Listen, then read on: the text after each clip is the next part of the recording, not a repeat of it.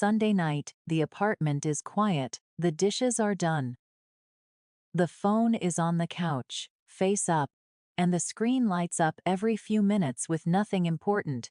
But at some point between 9 and 10, a thumb lands on the brokerage app. The portfolio page loads, green number, up 1.2% for the week. A small exhale, the phone goes back down on the cushion, face-up screen still glowing. This happens a lot, not just on Sundays. According to a survey published by Finder and Taste iTrade, 43% of American investors check their portfolio at least once a day. 17% check it multiple times a day. That is more often than most people check the oil in their car, more often than they check the air pressure in their tires, more often than they check whether the door is locked before bed. There is a person behind this number. A 33-year-old in Indianapolis, working in its support, making about $71,000 a year. They have a 401k through work. They opened a Roth IRA 2 years ago. They moved a chunk of savings into an index fund last spring and have been watching it since. They read a few Reddit threads. They listened to a podcast on their commute. They are not a trader. They are just someone who became interested in where their money goes. And now the brokerage app is on their home screen, between the weather and the calculator. They know their portfolio balance right now. Within $100, they could tell you their year-to-date return. They could tell you what the market did on Friday.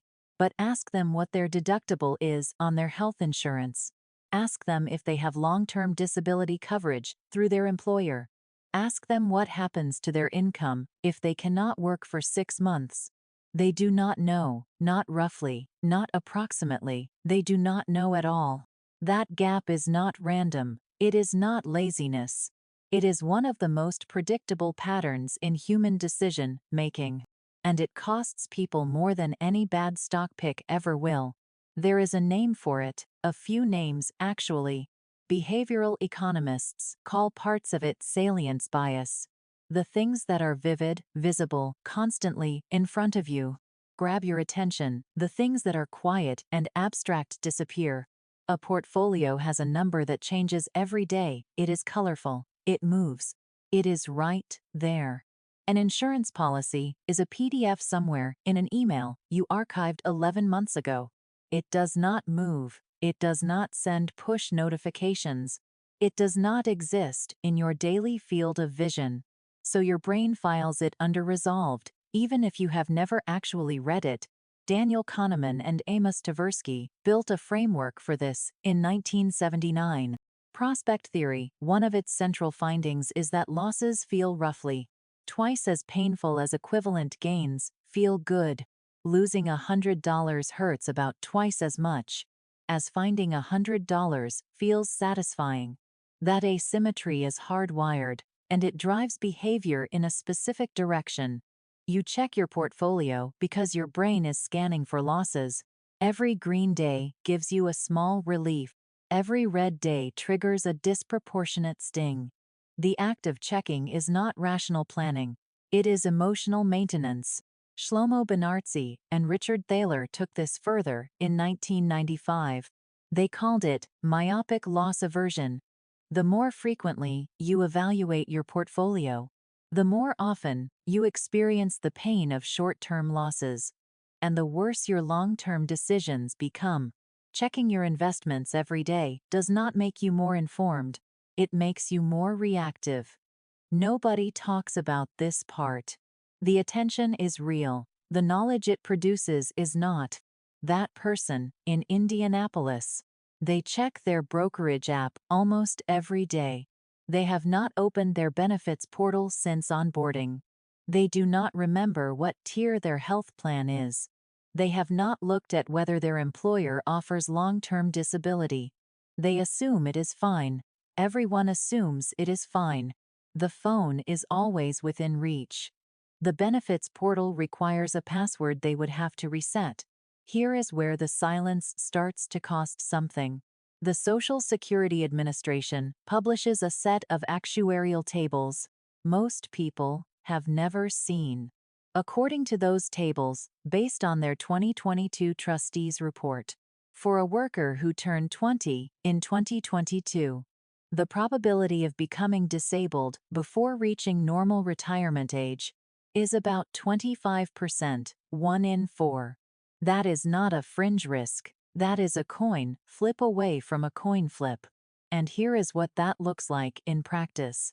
According to the Bureau of Labor Statistics and the National Association of Insurance Commissioners, only about 31% of private industry workers have access to employer-sponsored long-term disability coverage. The rest are exposed completely if something happens to them that keeps them from working for more than a few months. Their income drops to whatever Social Security disability pays, which according to SSA data, averaged roughly $1,580 a month in 2025. That is not a lifestyle adjustment, that is a different life. We share information to help you learn, not to tell you what to do. For advice specific to your situation, please work with a licensed financial professional. The person in Indianapolis earns $71,000 a year. That is about $5,900 a month before taxes. If a back injury, a car accident, a neurological condition, or anything else takes them off the job for a year, and they have no long-term disability coverage, their income goes from $5,900 to about $1,580. That is a 73% drop, and it does not gradually phase in. It just happens. I sat with this one for a while before I figured out how to say it, because the gap between what people pay attention to and what actually threatens them is so wide that it almost does not feel real. A 2% swing in a $60,000 portfolio is $1,200. A disability event without coverage is a loss of over $52,000 in a single year. One of those two things gets checked every morning. The other one has never been checked at all. That is not a metaphor, that is the math. But here is the part that should make you stop scrolling. Everything up to this point has been about probability, about what might happen. Here is what is already happening right now to people who thought they were covered. According to LIMRA, over 100 million American adults are either uninsured or underinsured when it comes to life insurance. 40% of adults with coverage say they need more of it. According to LIMRA's 2024 Insurance Barometer Street UDI, 72% of Americans overestimate the cost of a basic term life policy. They think it is 3 to 5 times more expensive than it actually is. So they do not buy it, not because they decided against it, because they assumed they could not afford it and they never check. And this is all publicly available data, publicly available math, not personal advice for any one specific situation. But the numbers here describe a pattern that keeps showing up. In every direction you look. The Independent Insurance Agents and Brokers of America published a survey in 2026 that found only 31% of Americans review or shop for insurance in any given year. About half of respondents said they only revisit their coverage after a premium increase or after something goes wrong. The other half said they never review it at all, never. Not once, since they signed up. Think of your attention like a flashlight in a dark room. You can only point it at one thing at a time. The brokerage app is the shiny object in the center of the room. It reflects light back, it gives you feedback, it rewards you for looking. The insurance policy is the circuit breaker panel behind a door you forgot was there. It does nothing until the power goes out. And then it is the only thing that matters. That flashlight keeps landing on the same spot. Not because the spot is the most important, because it is the most visible. A friend of mine works in employee benefits. They told me something a few months ago that I have not been able to shake. Most people, when they start a new job, spend more time choosing their desk setup than choosing their insurance plan. They pick the default. They do not read the summary of benefits. They do not check whether the plan has a $2,000 deductible or a $6,000 deductible. They just click through and go back to setting up their email signature. That is not stupidity, that is the availability heuristic doing exactly what it does. The email signature is immediate. The deductible is theoretical. Let us go back to Indianapolis. Same person, 33, its support.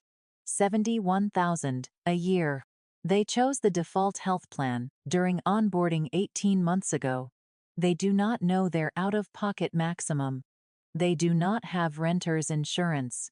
About 45% of renters nationwide do not, according to data compiled from Insurance Information Institute figures. They have no umbrella policy, no long-term disability, no term life policy.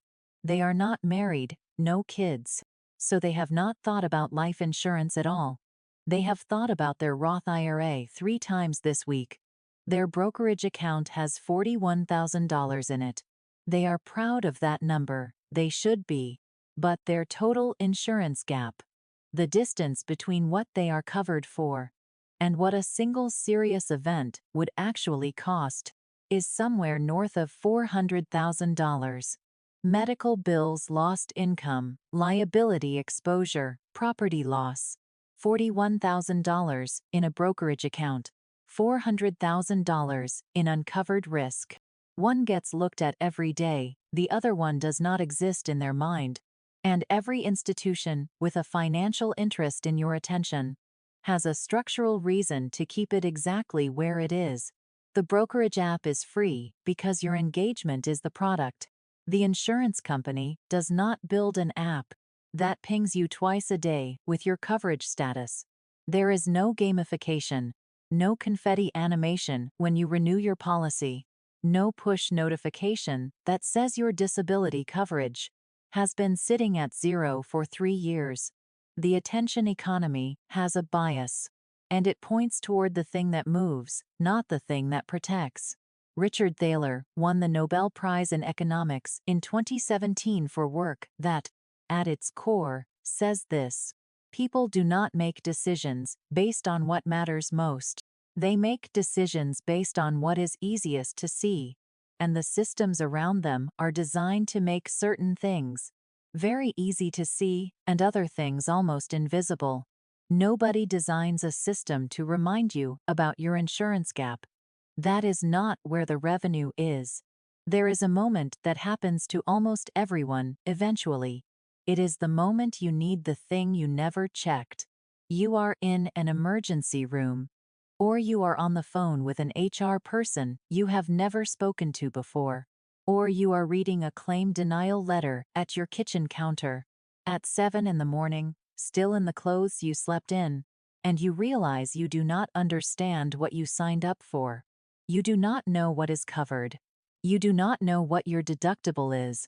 You do not know if you have short-term disability, or long-term, or neither. You knew your portfolio was up 1.2% last Sunday. You did not know your out-of-pocket maximum was $8,000. Now I am not telling anyone to do anything specific. But here are the levers that exist.